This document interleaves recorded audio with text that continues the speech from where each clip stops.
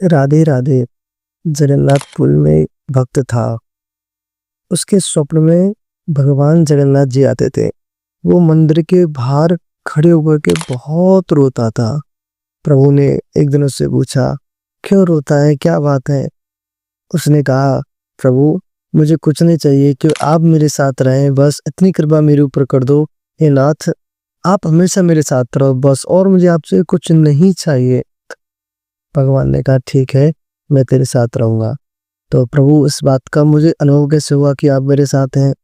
भगवान ने कहा, तुम समुद्र की बालू में चलना और देखना, पीछे मुड़ के 2 चरणों के निशान तेरे होंगे और 2 चरणों के निशान मेरे होंगे। इस बात से तुझे अनुभव होगा कि मैं तेरे साथ हूँ। अब तो वो रोज जाता था और देखता था, 2 चरणों के निशान उसके थे और बगल में छोटे छोटे 2 चरणों के निशान भगवान के। अब तो इस बात से बड़ा प्रसन्न रहता था। एक दिन उसके घर में बहुत बड़ा कष्ट आया। उसकी माँ का देहावसान हो गया। बड़ा दुखी हुआ और रोने लगा।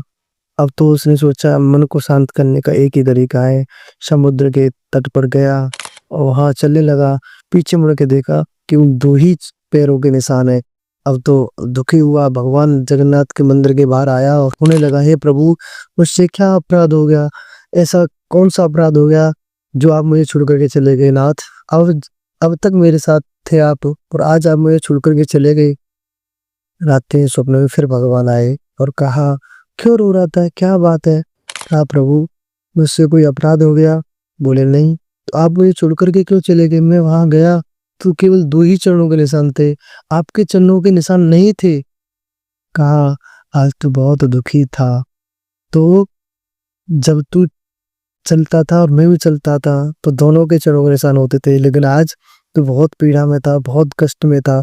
तो आज तुझे गोद में लेकर के मैं ही चल रहा था, तो वो चरणों के निशान तेरे नहीं मेरे थे। मैं ही था वो, कोई और नहीं।